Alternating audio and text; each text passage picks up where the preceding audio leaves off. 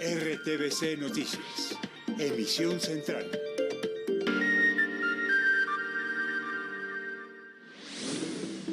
Emergencias por lluvias en Colombia. Nuevos desbordamientos en el embalse del Guájaro generan emergencias en Atlántico. El nivel a punto de alcanzar 1 metro. Fuerte tormenta esta tarde en Bogotá. Colapso en el sistema Transmilenio y trancones en medio de inmensos charcos.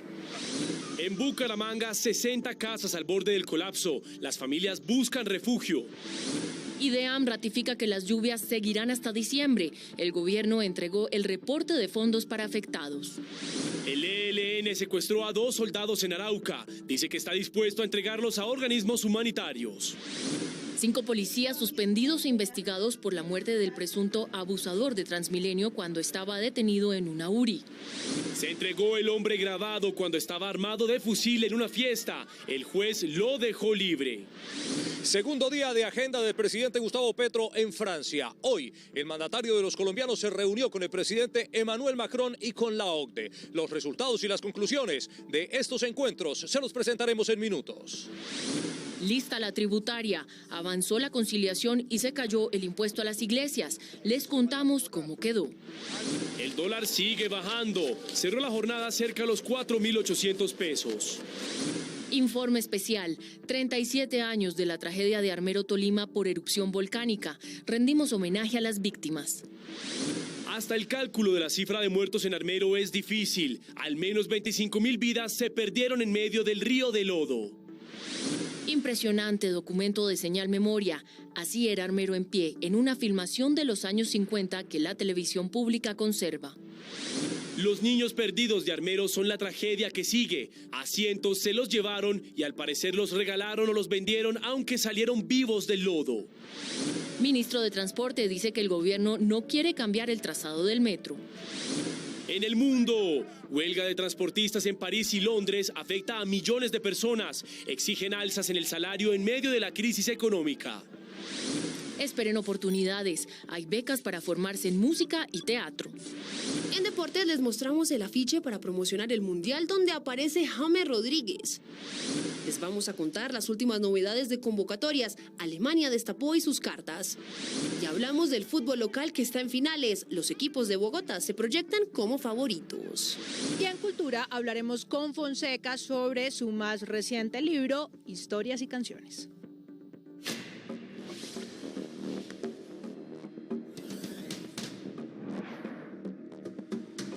Buenas noches. Las lluvias, producto del fenómeno de la Niña, siguen causando estragos en el país. El norte, oriente y centro del país están afectados. Gestión del Riesgo, en su último reporte, dice que son 62 municipios de 14 departamentos con daños. Eso quiere decir que ya son más de 13.800 los colombianos afectados.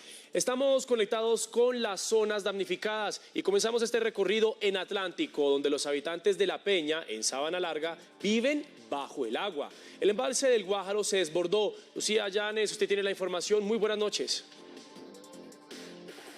Mateo, muy buenas noches para usted y para nuestros televidentes. Efectivamente, los saludamos desde La Peña, corregimiento de Sabana Larga, uno de los municipios más golpeados por la ola de lluvias en el departamento del Atlántico. A mis espaldas está el embalse del Guájaro, que durante las lluvias de este fin de semana se desbordó, dejando varias calles del corregimiento así bajo el agua. Al fondo está el parque de La Peña, que desapareció, y las viviendas aledañas al malecón están completamente inundadas, una zona de imposible acceso para los pobladores. Hablamos con los afectados, sus casas están también inundadas y nos contaron cómo fueron esos momentos de angustia mientras el agua se metía a sus viviendas y solo podían ver cómo perdían sus enseres y sus animales. Aunque el nivel del agua ha bajado, la situación es crítica en La Peña. En el corregimiento La Peña de Sabana Larga, Atlántico, las canoas se convirtieron en el principal medio de transporte. Por las inundaciones, dicen los habitantes, el agua les da hasta la cintura. El embalse del Guájaro se desbordó y 150 casas están inundadas. Domingo en la madrugada se metió todo el agua en la casa y tuvimos que salir de ahí. No nos dio tiempo a nada, perdimos enseres, los animales, prácticamente la coger cerdo, gallina. Por el nivel, han improvisado barreras para impedir el paso del agua. Estamos sosteniéndonos sobre de unos sacos que le hemos metido a las casas por dentro para medio estar ahí en el seco. pero las casas todas están por dentro llenas de agua. 400 familias han sido reubicadas en colegios, en donde permanecerán indefinidamente. Las ayudas no son suficientes. Y la gente de la calle 3 tienen días que no reciben absolutamente ni siquiera una botella de agua. Ante la emergencia, la CRA decidió abrir 6 compuertas del canal del Dique en el sector de Villa Rosa para que el nivel del embalse baje. Actualmente se encuentra 70 centímetros por encima de su cota de desbordamiento. El aguacero de esta tarde en Bogotá colapsó el sistema Transmilenio. El deprimido de la calle 80 se inundó y el caos fue monumental. Katy Sánchez, la situación a esta hora, ¿cuál es? Muy buenas noches a usted y a todos los televidentes. Yo sigo aquí en el deprimido de la calle 80. Quiero que ustedes observen cómo ya se dio y se abrió el paso a las rutas de Transmilenio en este sector después de los fuertes aguaceros que generó un espejo de 70 centímetros de altura y también generando inundaciones en este punto importante de Bogotá. A esta zona de la capital del país pues también se han presentado afectaciones no solamente aquí en la calle 80 sino también en la calle 53 con carrera 13, una de las principales vías de la localidad también de Chapinero resultó afectada por la granizada que cayó en horas de la tarde. La carrera séptima también y la avenida Caracas terminaron con ríos de calles que por su nivel resultaron también hasta los andenes peatonales inundados, lo que han asegurado las autoridades del IDIGER y como se pueden dar cuenta, pues estarían dando paso ya en las próximas horas desde los diferentes puntos de la capital colombiana y la empresa de acueducto de alcantarillado junto al IDIGER y emergencias están con carros y bombeando para poder sacar el agua que hay en estos lugares inundados por las fuertes lluvias que cayeron en horas de la tarde en la capital colombiana.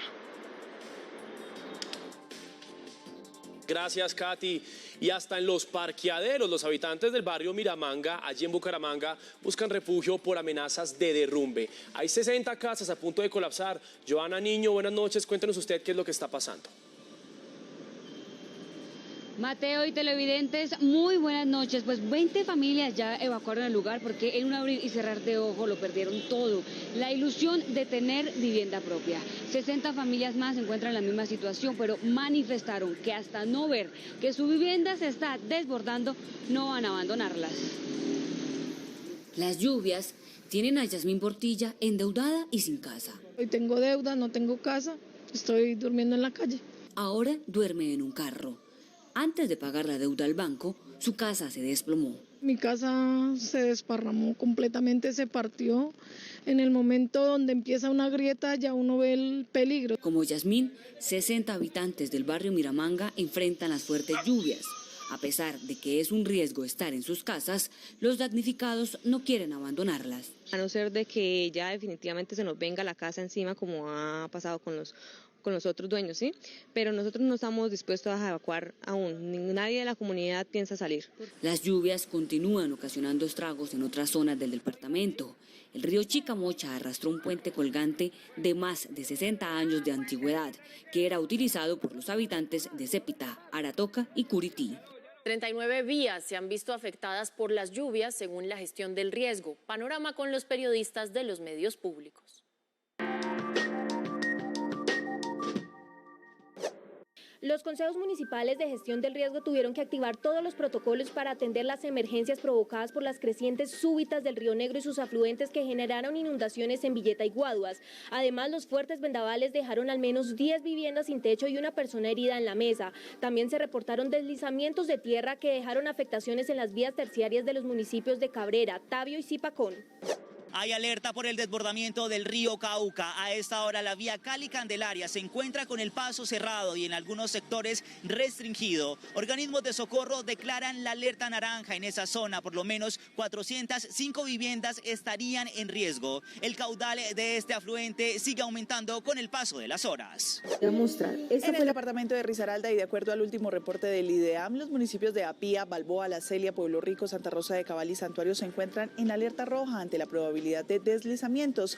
En alerta naranja están Pereira y La Virginia, mientras que Mistrató está en alerta amarilla por este mismo fenómeno.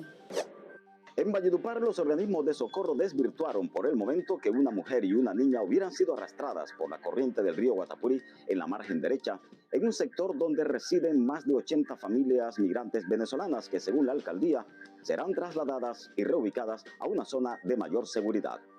Por su parte, el IDEAM alertó que las lluvias continuarán hasta diciembre y se intensificarán durante los próximos días. El gobierno explicó los canales de atención para los afectados. Las lluvias continuarán durante lo que resta de noviembre y diciembre. La región más afectada en este fin de semana será la Pacífica. Con lluvias especialmente hacia el centro y sur del departamento de Chocó, también algunas lluvias en sectores del occidente de los departamentos de Cauca, Valle del Cauca y hacia la parte central del departamento de Nariño. En la costa caribe, las lluvias se centrarán en Atlántico, Magdalena, Bolívar, Sucre y Córdoba. La entidad también indicó en qué zonas hay mayor riesgo de deslizamientos. Amplios sectores del departamento de Antioquia, hacia sectores puntuales de Quindío, en el occidente del departamento de Tolima, en algunas zonas muy puntuales del centro del departamento de Huila. De otro lado, el gobierno anunció 1 billón de pesos adicional para la atención de damnificados a través del ingreso solidario y Familias en Acción. Un bono extra en diciembre. Esa es la forma como va a operar, en ambos casos llegando a 500.000 pesos. En Bogotá se esperan lluvias durante los próximos días, pero hasta el momento no hay alerta por posibles emergencias. El Ejército Nacional confirmó que 2 soldados que estaban de permiso fueron secuestrados por el ELN en Arauca. El grupo anunció que los entregará a organizaciones de derechos humanos. Según las autoridades, los soldados Fernando Urrego y Luis Mejía fueron raptados en Tame luego de salir de la unidad militar ubicada en Puerto Jordán, Arauca, para reunirse con sus familias. Este repudiable hecho es una violación a los derechos humanos e infracción a las disposiciones del derecho internacional humanitario y un grave delito catalogado como crimen de lesa humanidad. El ELN advirtió que cualquier intento de rescate pondrá en riesgo la vida de los soldados. A los prisioneros de guerra se les está dando el trato de acuerdo a las condiciones de guerra que vivimos y en los próximos días serán dejados en libertad ante organismos de derechos humanos. El Ejército Nacional denunciará ante organismos nacionales e internacionales al ELN por el secuestro de los uniformados. 5 policías fueron suspendidos en medio de la investigación por la muerte de manera violenta del presunto abusador de Transmilenio cuando estaba detenido en una URI. La Fiscalía continúa investigando el caso. A los uniformados les fue abierta una investigación disciplinaria para determinar su responsabilidad en la muerte de Juan Pablo González, el supuesto abusador. La Inspección General de la Policía Nacional dispuso la suspensión provisional de 5 uniformados para facilitar el desarrollo de la investigación. La policía dijo que ha entregado toda la información requerida por la Fiscalía, que incluye la presunción de inocencia, pero al mismo tiempo rechaza de forma categórica cualquier acción u omisión de quien sea parte de los preceptos consagrados en la Constitución Política y las leyes de la República. Además de investigaciones disciplinarias, los uniformados podrían resultar vinculados en el proceso penal de encontrar evidencias de omisión en sus funciones en el centro de detención. La policía capturó a los señalados asesinos del comerciante José Antonio Llorente y a su hija de 10 años en Cartagena el pasado 3 de noviembre. Fueron identificados como Jesús Leonardo Domínguez, alias Pechiche, y Yair Barrios, alias El Menor, quienes fueron enviados a la cárcel. Gracias al apoyo de la comunidad y al análisis de videos de cámaras de seguridad, fueron ubicados y detenidos. El hombre que fue grabado con un fusil en la mano durante una balacera ocurrida en una fiesta en Puerto Colombia Atlántico se entregó a la justicia. El juez lo dejó en libertad. Este es el hombre conocido como Devis Parrilla. El pasado 24 de octubre varios testigos lo grabaron con cámaras de celular en medio de una balacera en Puerto Colombia Atlántico. Allí 2 personas murieron. Donado se presentó en la URI de Barranquilla en compañía de su abogado para dar explicaciones sobre lo sucedido. El hombre tenía en sus manos un fusil de asalto. Las autoridades lo buscan desde el día de la balacera y por información sobre su paradero ofrecían 80 millones de pesos. Ante las autoridades afirmó que no disparó el arma. Según Donado, quien permanecerá vinculado a la investigación, recogió el fusil del suelo para evitar que alguien más lo disparara.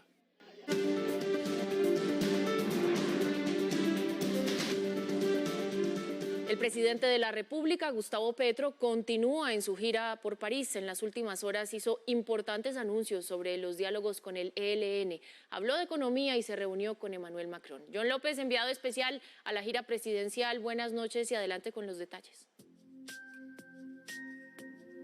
Hola compañeros, muy buenas noches. Pues la agenda del presidente Gustavo Petro hoy comenzó muy temprano. El mandatario llegó hasta las instalaciones de la OCDE, la Organización para la Cooperación y el Desarrollo Económico. Allí el presidente Gustavo Petro solicitó a los países que integran esta organización apoyar y financiar la transición energética de Colombia. El presidente también habló sobre economía, habló sobre el dólar y dijo que la economía mundial está enferma.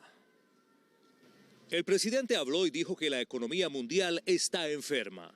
Cualquier estornudo en el mundo puede producir un alza o un bajón porque el sistema económico mundial goza de una alta inestabilidad actual y está enfermo. Y les respondió a quienes lo culpan del alza del dólar en el país.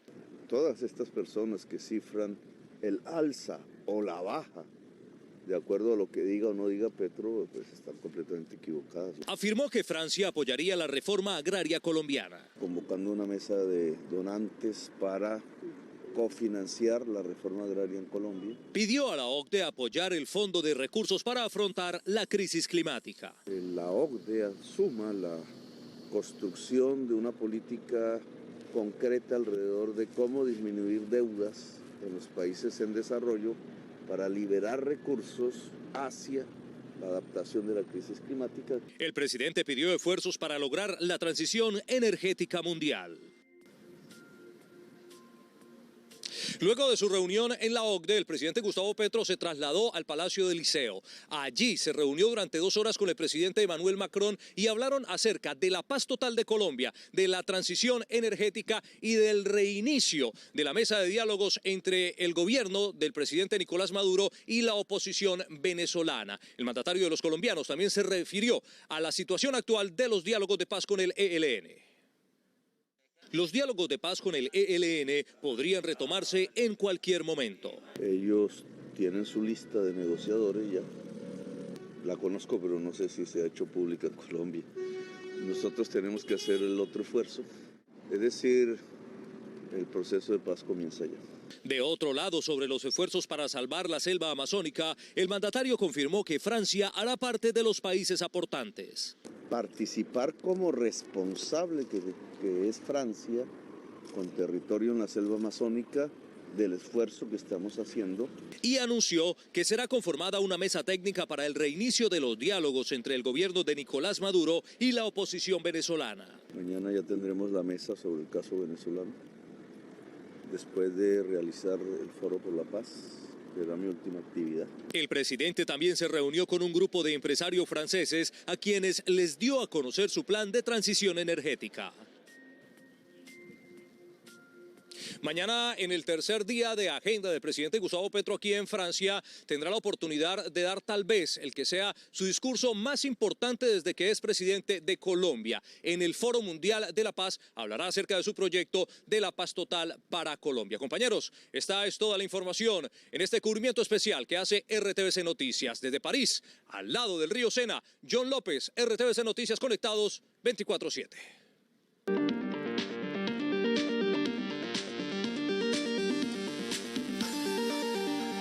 Noticias económicas. Terminó la conciliación de la reforma tributaria. El impuesto a las iglesias y una tarifa diferencial para las MIPYMES fueron los puntos excluidos de la iniciativa. No habrá impuestos a las iglesias ni tarifa diferencial para las pequeñas y medianas empresas. Se trata de un derecho fundamental que viene ya reglamentado en ley estatutaria de tiempo atrás y eso hace parte de unas mesas técnicas de trabajo. De otro lado, el impuesto a los dividendos quedó en 15% para capitales nacionales y 20% para extranjeros. Además, fue definida la fecha para implementar impuestos a las bebidas azucaradas y alimentos ultraprocesados. Que será la vigencia a partir del 1 de noviembre del año entrante. En la conciliación fue acordado gravar el IVA para corridas de toros, compra de animales de compañía como perros, gatos y pájaros. También fueron incluidos artículos nuevos. Arancel cero para los insumos agrícolas. Es un tema que lo estaba pidiendo el país, que va en pro de que la inflación no vaya a seguir creciendo. El monto del recaudo permanece entre 19 a 20 billones de pesos anuales. La conciliación no no modifica ese estimativo que ya está definido. La próxima semana será presentado el texto final en las plenarias de Cámara y Senado y luego pasará a sanción presidencial. El dólar en Colombia tuvo una importante caída y llegó a 4.808 pesos. Los expertos lo atribuyen a los resultados económicos positivos en Estados Unidos, como la caída de su inflación.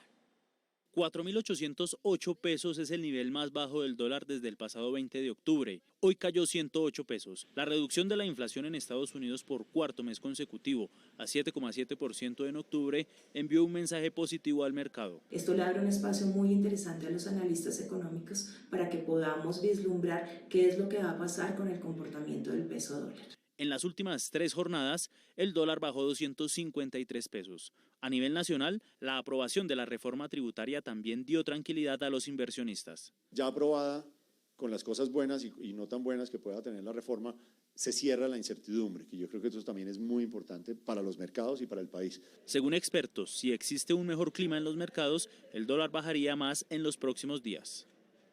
Y el ministro de Hacienda tocó la campana de la Bolsa de Valores de Colombia. Durante la apertura del mercado accionario, habló sobre la exploración y explotación de gas e hidrocarburos.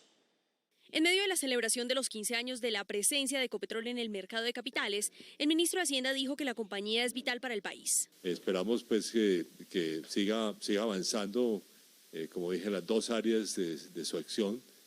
Por una parte, pues en la exploración y explotación de hidrocarburos, por una parte, y en segundo, la transición energética.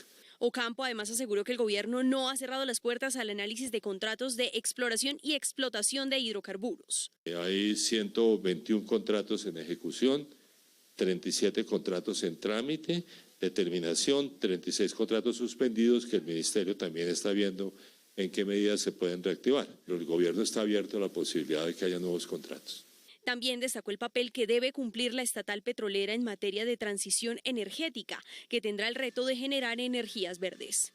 Estamos trabajando 2 proyectos de hidrógeno muy grandes, uno en la refinería de Barranca Bermeja y uno en Cartagena, cada uno de unas 9.000 toneladas de hidrógeno. Ecopetrol anunció que está siendo evaluada la compra de gas a Venezuela porque existe un contrato firmado con ese país que aún está vigente.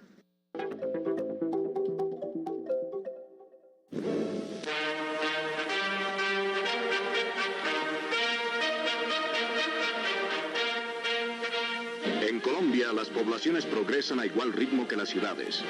Con 25.000 habitantes que trabajan hasta la hora del Ángelus, dentro de un ambiente de sana paz, el municipio de Armero es célebre por su producción de algodón, arroz y ajonjolí. Nació la vida nacional en 1908 y hoy todas sus calles están siendo pavimentadas. Las mejoras públicas son numerosas y de tipo moderno, de tal suerte que sus parques y lagos son continuamente visitados.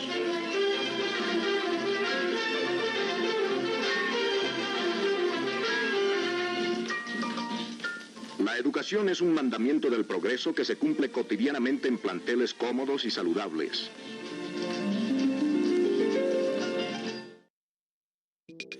De la ciudad que refleja esta pieza audiovisual que acabamos de ver, que se conserva gracias a Señal Memoria y publicada hace 66 años, no quedó nada.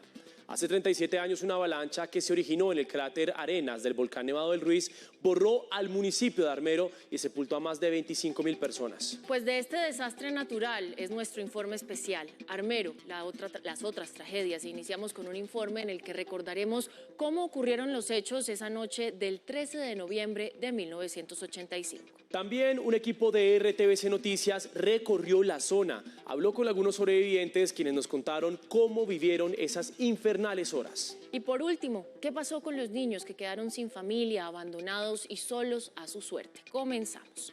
Nuestro periodista Jimmy Montenegro volvió a recorrer los vestigios de lo que alguna vez fue Armero. Hoy los pocos sobrevivientes no solo lamentan la pérdida de sus familias y de todo lo que tenían. 37 años después siguen convencidos de que la tragedia se habría podido evitar. Como Armero no vuelve a existir un pueblo. Es que Armero no era Armero y no era la gente. Era la ciudad blanca porque era la ciudad que más producía algodón. Esta era la ciudad de las tres A, algodón, ajonjolí y arroz.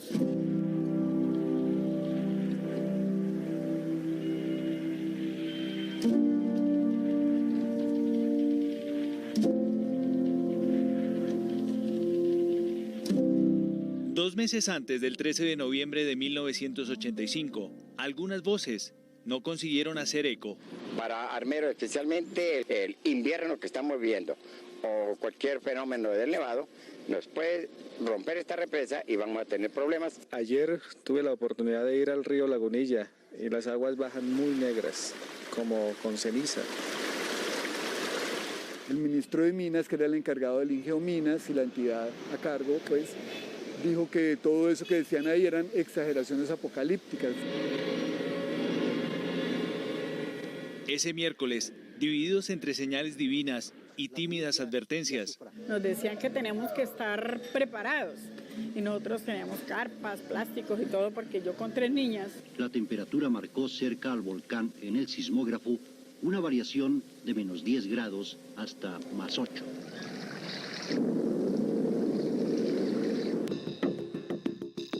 Una niña guardabosques llegó de por allá, yo no sé si de Murillo, de Manizales, y trajo la información. Y todos la tildaron de loca, la mandaron para el psiquiátrico. A las 11 de la noche ocurrió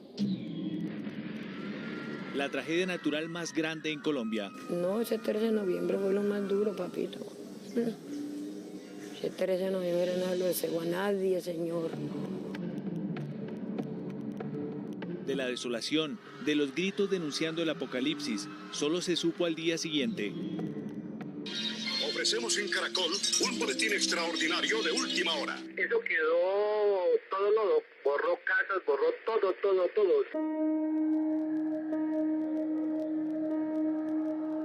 Desde una avioneta reportaron que la Ciudad Blanca ya no existía. No era una inundación, fue arrasado totalmente. Yo decía que nosotros no íbamos a vivir con semejante cosa que viniera que la tierra, era que éramos en el suelo nosotros.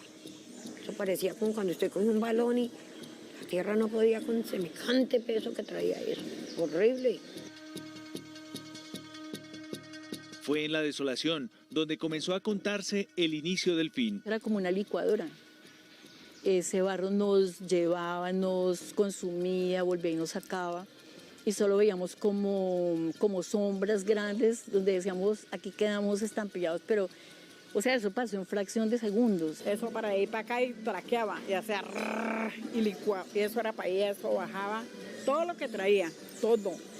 Casas, carros, ganado, todo lo que quedaba. Y paró un poquitico. Al rato volvió. Solo traqueaba uno para ahí para acá. Entre el lodo, el dolor y la confusión, los pocos rastros y rostros de vida desafiaban su última oportunidad sobre este mundo. Pues si uno que vivió eso le parece mentira, uno le parece, por ejemplo, yo le estoy contando a usted y usted dirá, no, esa vieja es loca, esa vieja está diciendo cosas que no. Uno no puede ni sabe explicar cómo fue eso tan horrible. Volvimos a nacer ya grandes, dijo Gustavo, mi esposo. Él perdió su familia casi toda. Era la trampa inmediata de la culpa en el país donde hay que encontrarle razón a todo. La verdadera tragedia no fue el 13 de noviembre, la verdadera tragedia fue después del 13 de noviembre. Yo pienso que a partir del 14 vivimos la verdadera tragedia, que era quedar sin pueblo, quedar sin familia, quedar sin casa, no saber para dónde coger, sin un peso en el bolsillo. Como una sábana amarilla extendida, quedó por muchos años. Tratando de ubicar el centro de Armero, se hizo esta cruz para la visita del Papa Juan Pablo II 7 meses después de la tragedia. Cuando comenzó a removerse la tierra, se dieron cuenta que el monumento había quedado 35 metros hacia la izquierda sobre la calle 11.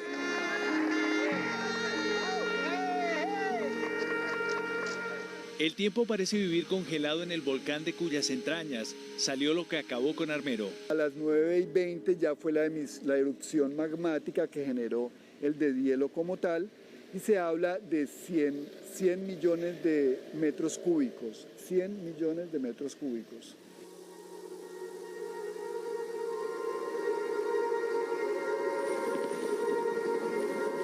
A 48 kilómetros en línea recta, algunas huellas las borran los años. Un pedazo de nevera, un televisor lo conseguía uno trabajando y todo, pero la gente ¿a dónde volvió? ¿Dónde volvió? Se acabaron, se acabó todo. Otras nunca lo harán.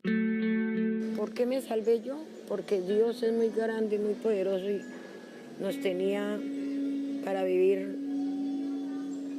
más. Quizá ni como castigo ni como enseñanza de vida. Dios lo ayuda a uno a conseguir, porque tenemos más de lo que teníamos en Armero. Pero imborrable en los mapas, en las vidas que quedaron y en las que la cuentan. Del libro cruel de un país condenado a otra tragedia. Yo digo que jamás vuelvan a ser Armero, que jamás vuelvan a ser Armero, que nadie vaya a ir a sufrir lo que nos tocó sufrir a nosotros. La mayoría de sobrevivientes se quedó en esta zona. Las que fueron las calles de Armero hoy se reconocen como un centro de peregrinación y de turismo, una escala obligada para quienes se movilizan por el norte del Tolima.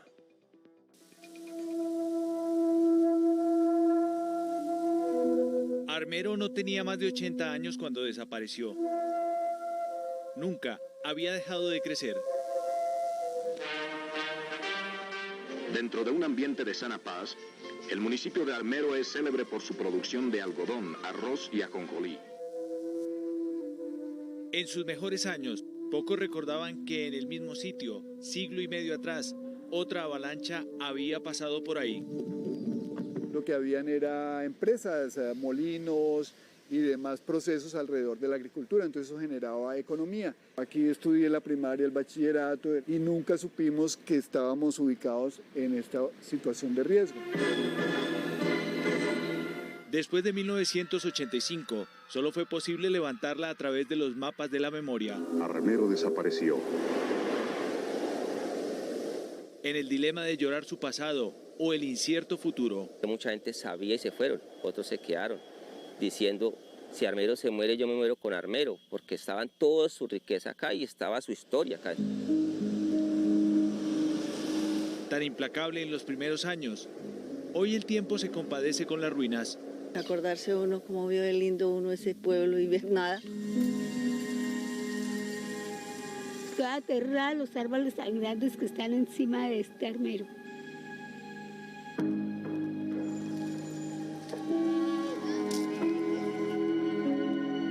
Es un verde cada vez más abundante. Las pocas huellas soportan los recuerdos. Le trae nostalgia. Usted la vio, ¿no?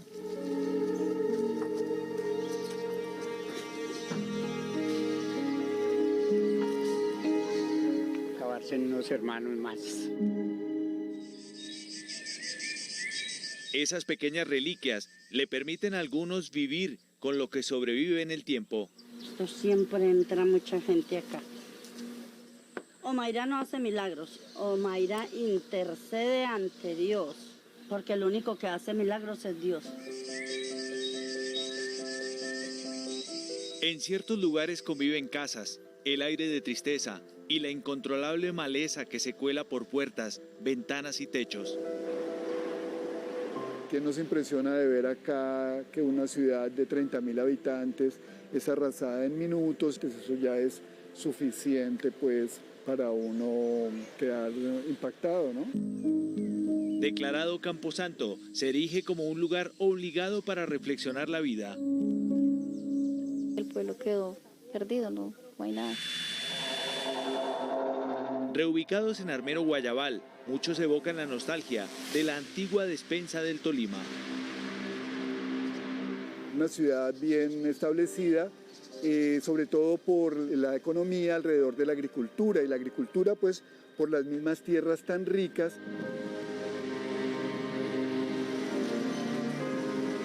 De la Ciudad Blanca y del manto de barro que la borró, se siguen escribiendo historias.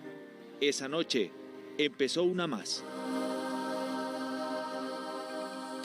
Otra de las tragedias de Armero es la de los niños. En medio del rescate y la reubicación de los sobrevivientes se perdieron más de 500. Hasta hoy solo han logrado 7 reencuentros y varias familias aún tienen muchas preguntas que el Instituto Colombiano de Bienestar Familiar no ha sabido contestar a través del tiempo.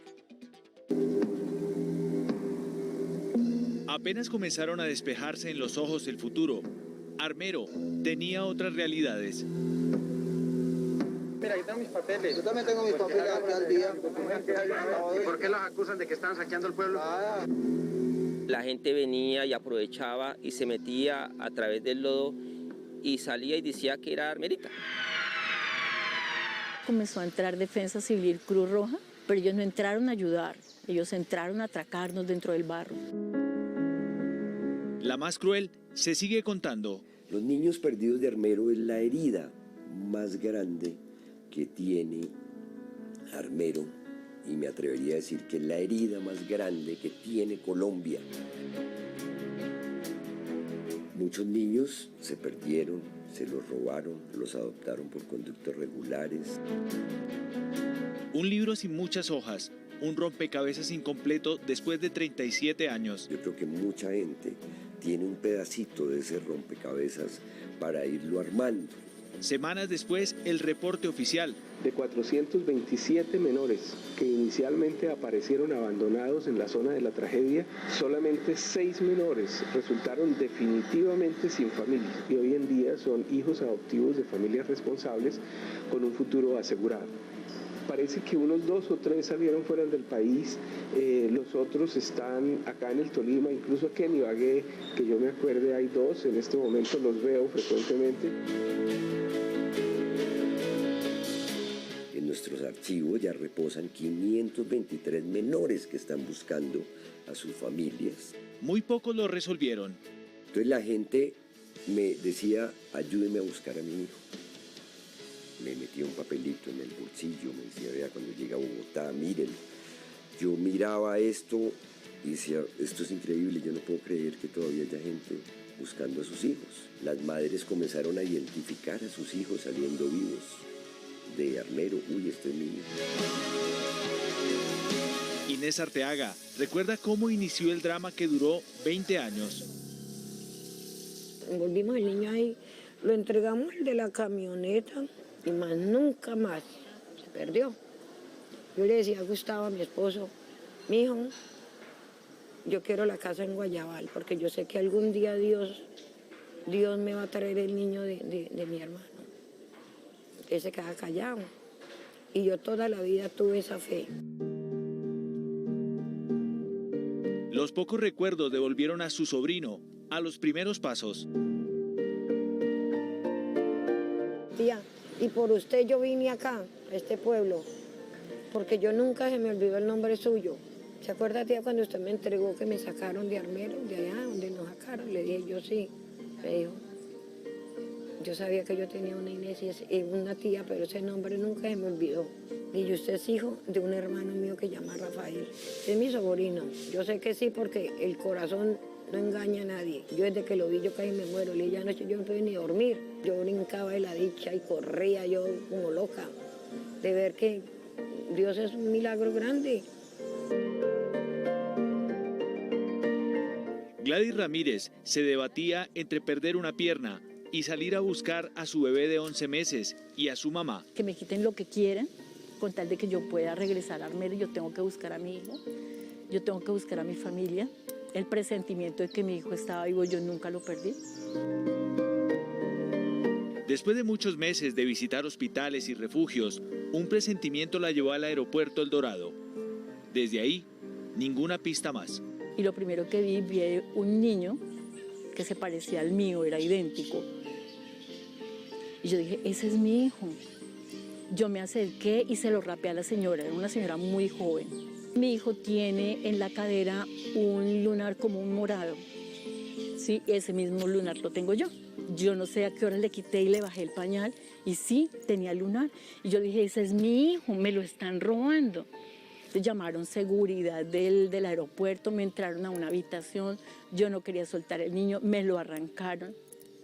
Me decían, demuestra que es tuyo. ¿De dónde íbamos a sacar documentos? Ellos tenían documentos legalizados por Bienestar Familiar para sacarlo. Yo vi cómo se subían al avión con él. Vi cómo despegó el vuelo. Yo me miraba en ese espejo, en ese vidrio grande, y yo decía, pero ¿quién me va a creer? ¿Quién me va a creer que él es mi hijo si yo tengo ese aspecto de loca? Trasquilada, arrastrando una pierna. O sea, hasta para mí era ilógico. Es el capítulo del 13 de noviembre con más fragmentos sin resolver. La tragedia de uno cicatriza, o sea, si uno llega y lo coge el barro y perdió uno a su padre, pero una madre, un padre, sabiendo que su hijo salió vivo, que lo vio en una imagen de televisión vivo. También tenemos que desmitificar ese cuento de que si una familia extranjera adopta a un niño, va a tener mejor vida. Eso no es tan cierto. Aldemar, Sergio, José, Andrea, Manuel se mueven en una hojarasca que ni siquiera deben conocer.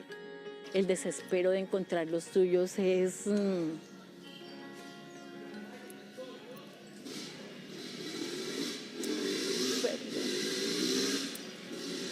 es muy duro. Porque sus vidas deben estar muy lejos de la tierra que los vio nacer.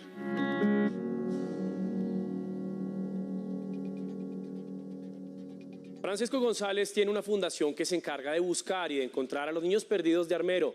La página de contacto es armandoarmero.org. También los invitamos a ver el documental de RTBC Play, Lo que nos dejó el volcán. Daniela, sigue usted con más noticias y nos vemos el próximo jueves en otro informe especial. Mateo y televidentes, con pronóstico reservado continúa la líder indígena que fue atacada en Palmira, Valle del Cauca. Las autoridades aún investigan quiénes estarían detrás del ataque. Más noticias de las regiones en el siguiente panorama. Autoridades investigan la muerte de una bebé de 10 meses en un hogar de paso del ICBF en Medellín, al parecer por desnutrición. Información preliminar del caso indica que la niña se habría desmayado y de manera inmediata fue llevada al hospital donde llegó sin signos vitales.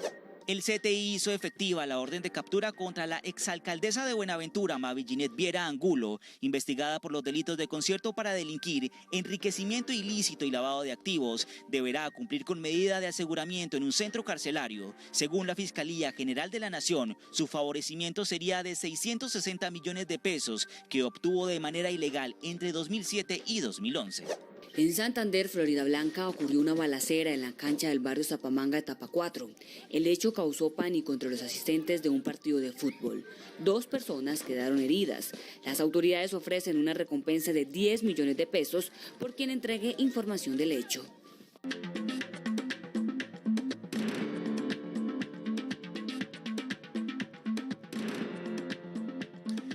Hablemos ahora de lo que ocurre en el mundo. El control del Senado y la Cámara de Representantes en Estados Unidos sigue siendo incierto 2 días después de las elecciones de medio mandato.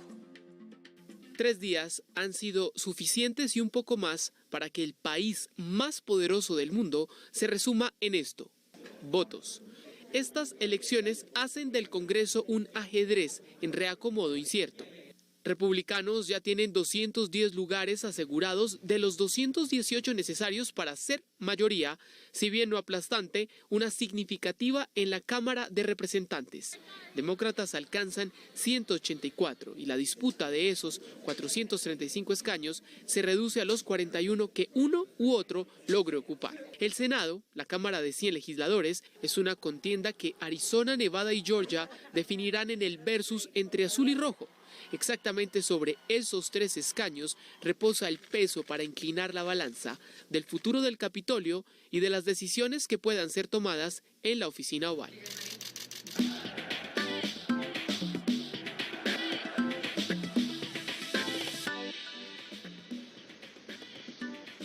Muy buenas noches, bienvenidos a la información deportiva. Qué alegría saludarlos aquí desde la ciudad de Medellín. Estamos en conteo regresivo, solamente quedan 10 días para que comience el Mundial de Qatar y hoy varias de las selecciones presentaron ya la nómina de convocados oficial para disputar este certamen.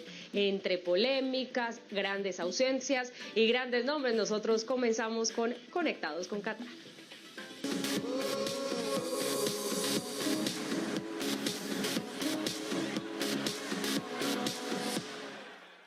La selección alemana tiene una ausencia y una sorpresa. Marco Reus se vuelve a perder un mundial por esta lesión en el tobillo que sufrió en septiembre.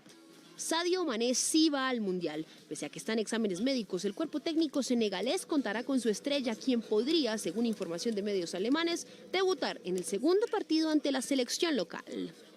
Otro que deja muchas dudas es el lesionado Romelu Lukaku. El belga fue llamado por el español Roberto Martínez, pues espera contar con el delantero.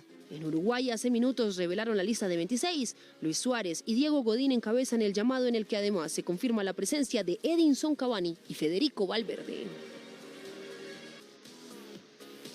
Bueno, y de Medellín nosotros nos vamos a estudio allí en la ciudad de Bogotá, porque seguimos conectados con las regiones, pero para saber más de lo que pasa en este mundial, aquí en Conectados con Qatar, yo saludo a mi compañera Paula Fresneda, quien está muy atenta a todo lo que pasa allí en Qatar, porque ya es más, ya comienzan a llegar las diferentes delegaciones, veíamos toda la información y todas las novedades, Paula, pero usted siempre nos trae más detalles. Adelante. Vanessa, muy buenas noches para usted y todos los televidentes. Esto es Conectados con Qatar, tercera edición. Estamos a 10 días de que comience la Copa del Mundo e inicio con una imagen que no sé si les va a gustar. La FIFA diseñó este póster oficial del conteo regresivo. En él aparecen Pelé, Diego Armando Maradona, Zinedine Zidane, Kylian Mbappé y atención, porque hay uno de los nuestros. Se trata de James Rodríguez, que es protagonista porque recordemos que anotó 6 goles en el Mundial de Brasil 2014 y fue la bota de oro. Les decía que no sé si les iba a gustar porque nos pone un poco nostálgicos de aquellos tiempos en los que sí íbamos a los mundiales. Les tengo también la cifra mundialista y no es un buen dato. Hablamos de la muerte de más de 6.500 personas entre 2010 y 2022. Durante toda la construcción de los estadios, de la infraestructura deportiva, la FIFA solo reconoce 37 fallecidos. El tema genera tanto debate que, atención a esta imagen, la revista Time acaba de dedicar su portada al tema de los muertos que empañan este mundial. El título es Juego peligroso. Luego dice, miles de trabajadores migrantes murieron en la preparación de Qatar como sede de la Copa del Mundo. En este mundo en calentamiento, este es solo el comienzo. Pero hablemos ahora sí de fútbol. Les contábamos que la selección alemana reveló su lista de convocados. Marco Reus repite el drama de perderse un mundial por lesión y así manifestó sobre su ausencia Hansi Flick, el entrenador alemán. Marco Reus. Siempre he dicho lo mucho que le aprecio como jugador. Teníamos que decidir si tomar el riesgo o no, porque no sabíamos cuándo se uniría a los entrenamientos. Le comunicamos la decisión y duele. Lo extrañaremos. Una lástima por Reus, pero también tengo imágenes que nos llenan el corazón y les voy a presentar a Sebastián Filoramo. Este niño venezolano de 12 años se hizo viral en redes porque su pasión por el fútbol lo llevó a vivir una experiencia diferente. Vean por qué. Como ya se acerca el Mundial de Fútbol en Qatar 2022, decidí adaptar mi álbum a braille. Para comenzar esta adaptación, me ayudó mi papá a colocar silicón en el borde del cuadro donde iba a pegar la barajita. Luego comencé a transcribir en mi máquina Perkins con papel contact el número y el nombre del país para colocarlo en el cuadro donde voy a pegar la barajita. Después comencé a pegar cada uno de los jugadores para dejar de último una de las más grandes leyendas del fútbol, Lionel Messi. Y así quedó mi álbum del Mundial adaptado a braille. De verdad me siento súper feliz. Bueno, el amor por el fútbol sin duda alguna. Y terminamos la jugada hablando de Lionel Messi, porque a esta hora miles hacen maleta para viajar a Qatar. Pero vean cómo se prepara la familia Messi Rocuzzo. Antonella, la esposa de Lío, preparó las maletas de sus 3 hijos, Mateo, Ciro y Tiago. Van muy listos para las fases finales. Bueno, parece que están listos para los 7 partidos. ¿Será que por fin este será el Mundial de Leo? Escríbanos en nuestras redes sociales @RTVC Noticias. Y terminamos, pero hay más información para que sigamos conectados 24/7.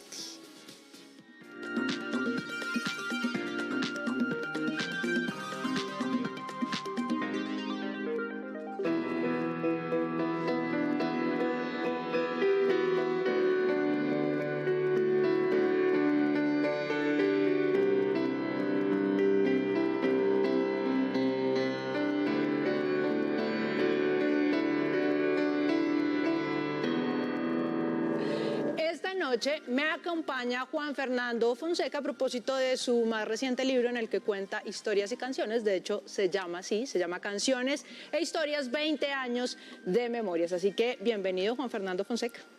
Bueno, Laura, gracias por esa canción y por ese piano que suena increíble. Muchas gracias por ese recibimiento. Juan Fernando, ¿con qué se va a encontrar la gente cuando coja este libro que usted acaba de escribir? ¿Qué es lo que va a encontrar ahí?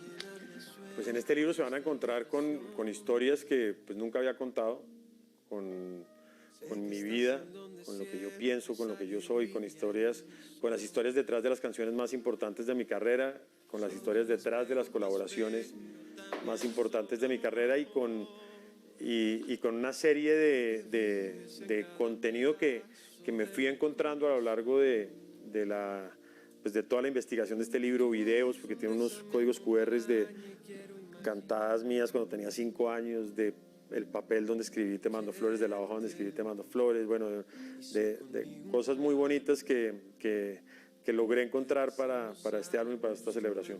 Usted tiene una canción que se llama Televisión, que a mí me da pistas de que en algún momento eso fue muy importante para usted, pero como esto es un noticiero, a mí me interesa saber cómo influyeron los noticieros que usted veía en esa época en la composición y en la inspiración de esa música. Pues la televisión es la primera canción que yo escribí en mi vida, que por un lado para mí fue una revelación, porque darme cuenta que yo podía hacer música fue algo que literal me cambió la vida, y sentir eso que siente uno después de acabar de escribir una canción es algo que hasta el día de hoy yo voy detrás de eso, ¿no? Casi que me volví como lo digo ahí en el libro, adicto a esa sensación y a ese sentimiento.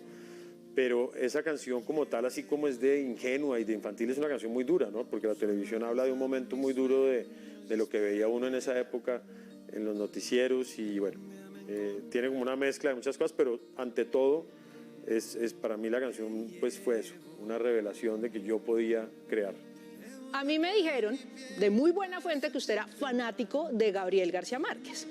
Eso no me sorprende en lo absoluto, lo que me sorprende es que alguna vez usted terminó tocando vallenatos en la sala de García Márquez. ¿Me quiere contar cómo fue eso?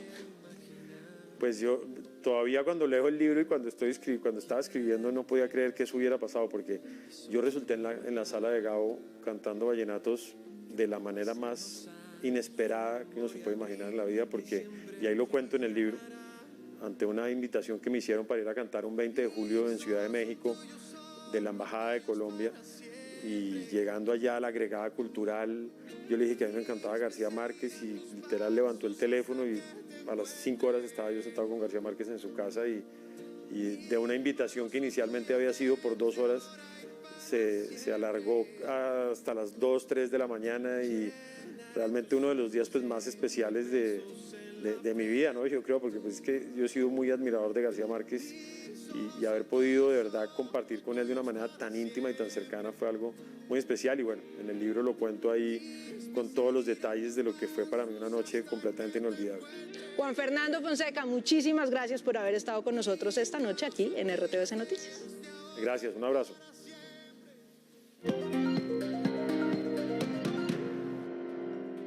El precio interno de la carga de café subió 23.000 pesos y llegó a 1.962.000 pesos. 12,9 millones de trabajadores informales hay en Colombia a agosto de 2022, según el DANE. 12 fallecidos por COVID-19 hubo entre la semana del 4 y 10 de noviembre, para un total de 141.862 en todo el país, según el Ministerio de Salud. En Medellín, la JEP realizó la audiencia de medidas cautelares sobre el sector La Escombrera en la Comuna 13 para iniciar la excavación en sitios donde habría cuerpos de víctimas de desaparición forzada. Más hechos del día en un minuto.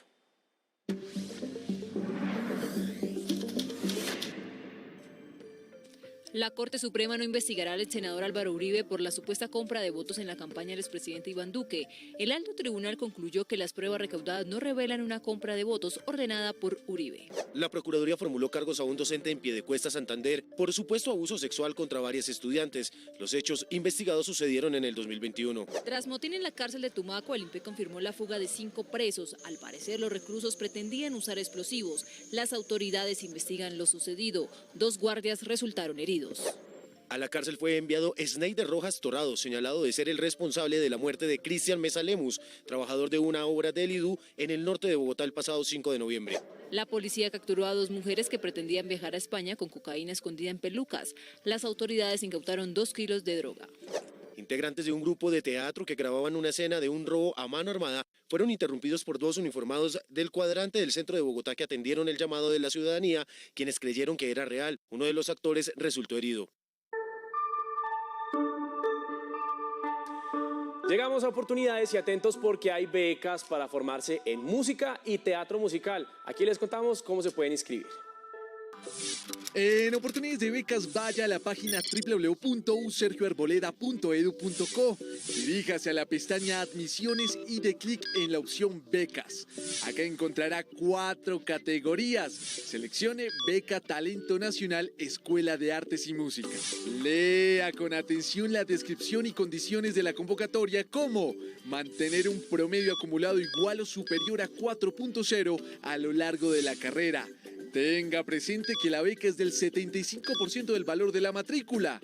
Y atentos, las áreas ofertadas son línea de música clásica, línea de música colombiana y teatro musical. De clic en postularse, llene sus datos personales y siga el paso a paso. Y mucho ojo, tiene plazo de aplicar hasta el 20 de noviembre de 2022. Y muy importante, recuerde que si quiere seguir informado 24/7, nos encuentra en todas nuestras redes sociales como RTVC Noticias.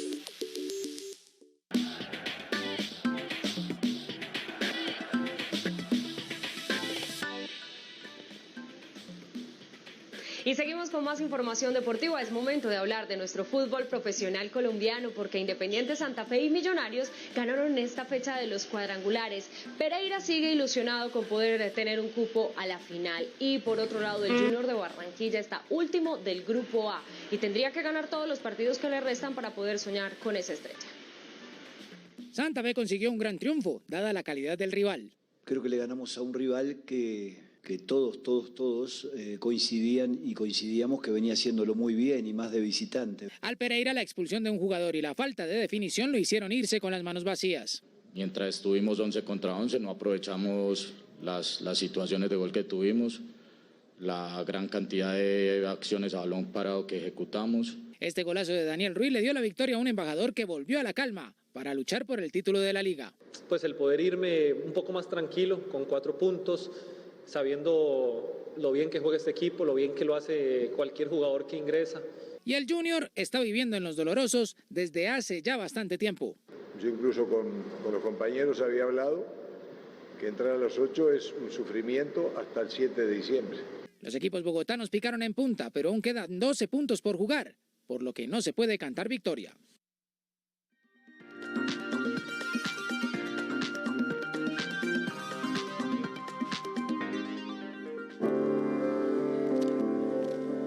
Yo, que me arrimo a las paredes para no caer del todo, que soy objeto de risa para mí mismo, que creí que mi padre era eterno, que he sido humillado por profesores de literatura, que un día pregunté en qué podía ayudar y la respuesta fue risotada, que no podré nunca formar un hogar, ni ser brillante, ni triunfar en la vida, que he sido abandonado por muchas personas, porque casi no hablo, que tengo vergüenza por los actos que he cometido, que me levantaré del suelo, más ridículo todavía, para seguir burlándome de los otros y de mí hasta el día del juicio final. Hola a todos, les doy la bienvenida con esto que se llama Derrota y es de Rafael Cadenas, que es el más reciente premio Cervantes. Él es venezolano y se acaba de ganar uno de los premios más importantes de la literatura en español. Nació en 1930 en Barquisimeto, en este momento tiene 92 años y escribió este poema que les leí cuando tenía 32. Dice que ya no lo representa, en ese momento se sentía frustrado. Venezuela vivía una de las muchas dictaduras que ha tenido en su historia, pero sí reconoce que ha sido uno de los poemas más importantes de su carrera y que además ha dado una pauta sobre la poesía venezolana. En el fondo, porque dice él, todo hombre es un derrotado. Así que para conocer mejor su obra, hoy traje una selección de versos leídos por él mismo. Así que empecemos por este, que es de su más reciente libro. Tu patria, la vida, no concede premios, solo te sostiene. Cuanto más suyo, más extranjero. Así te afianzas y dices, hay algo en lo que no puedo equivocarme sobre mi país de origen. Resulta que Rafael fue exiliado de Venezuela cuando estaba la dictadura de Pérez Jiménez y se tuvo que ir a vivir a Trinidad, que es una isla que queda, dice él, a 30 kilómetros de la costa venezolana. Pero contrario a lo que pasa siempre con los exiliados, él dice que no fue tan malo, que en ese entonces Trinidad era colonia inglesa y que era mucho mejor estar subordinado a la reina de Inglaterra y a su primer ministro que al dictador de Venezuela y estar pendiente y viviendo todos los crímenes y los desmanes y los abusos que vivía el país en ese entonces. Resulta que mientras estuvo en ese exilio escribió un libro que se llama La Isla, en el que aparece el siguiente fragmento. Me entrego a estas arenas donde el brillo rescata. Aquí soy, sin pensar. Una de las frases más controversiales de este poeta ha sido que la poesía es todopoderosa e inútil al tiempo. Inútil porque dice él que los versos al final del día no sirven para nada en la vida cotidiana, y todopoderosa porque dice que la política le quita el sentido y vuelve vacías algunas palabras: libertad, honra, justicia, y que la poesía se los devuelve. Así que para despedirnos les voy a dejar un último verso de un poema que me gusta mucho, que se llama Sobre Abierto. Se necesitan tres. Un ejemplo de Alan Watts. Sol, un poco de humedad y unos ojos mirando hacen el arco iris. Pues con un poco de poesía terminamos nuestra emisión central por hoy, Mateo. Oiga, qué bonito terminar cada día con literatura, con teatro, con música, con piano, y vea hoy usted con poesía. Ahí está. Así es, a ustedes muchísimas gracias por acompañarnos. Mañana tenemos emisión al mediodía y a las 7 de la noche. Que descansen. Chao, chao.